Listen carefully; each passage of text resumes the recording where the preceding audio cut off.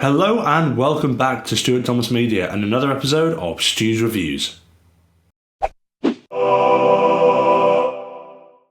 a few weeks ago I reviewed some health trackers, namely the ID107 and the TW64, and I'll put them here. If you haven't seen them already, click on either one.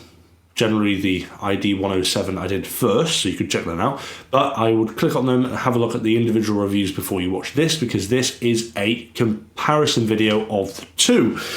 And I wanted to look at them because they are very similar in price, and they do similar things, so I wanted to see which one is better or which one's worth the money. Now, if you haven't seen the videos, I'll quickly summarise. The TW64 is the cheaper one, and it comes out to be about £7 to £8. This is the ID107, and this comes out to be about £13 to £20, anywhere in that range, depending on where you buy it from. But I will leave links below to where I purchased them. Typically, you'll get them for the best price below, but feel free to have a look wherever you want. Anyway, so let's get to it. They're both made of rubber, and they both have a black device inside the rubber casing, and they both allow you to change the band. So I'll remove the ID107 band here.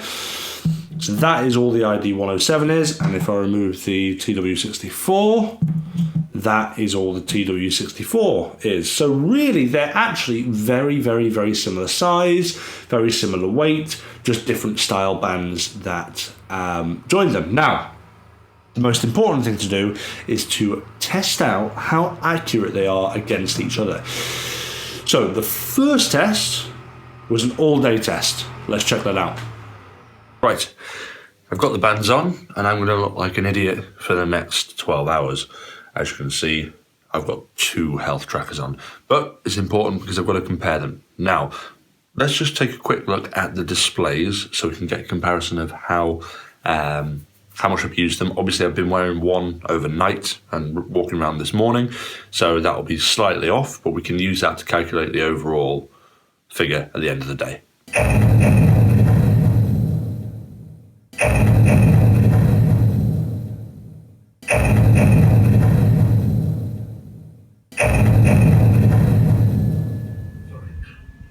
But you have to promise me you're not going to steal my new twin and leave me here used up.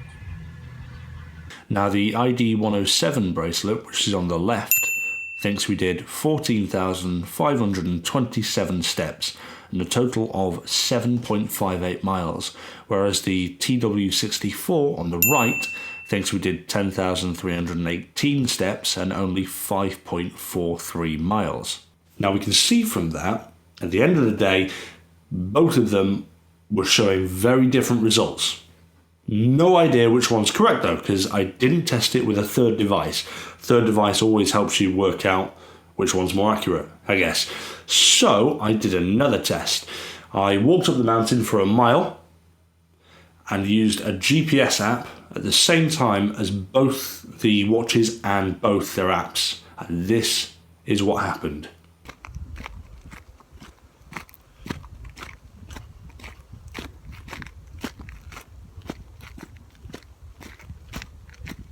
No, in all seriousness, this is what happened. So, the ID107 results on the left in the orange came up with 2,339 steps with 1.22 miles on the clock.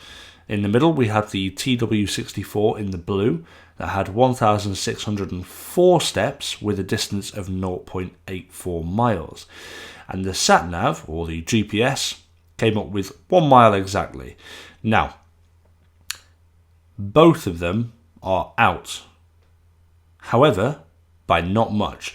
The TW64 is out by 0.16 and the ID107 is out by 0.22. So in theory, the ID107 is slightly more inaccurate than the TW64. Although, saying that, I'm pretty certain the TW64 ran out of battery near the very, very end. So it may have missed a few steps off there.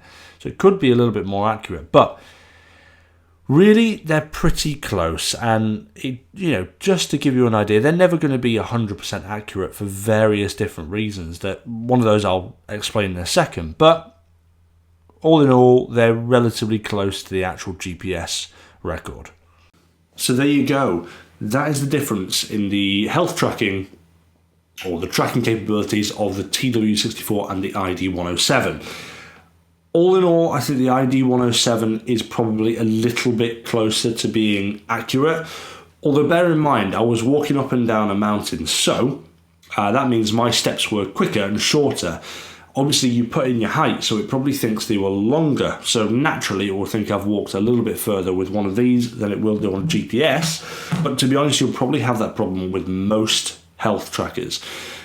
I would recommend the ID107 just based on the fact that it's got the heart rate sensor on the back. It's only a couple of quid more, and it just seems to be a little bit more reliable. But that's not to say that the TW64 is rubbish.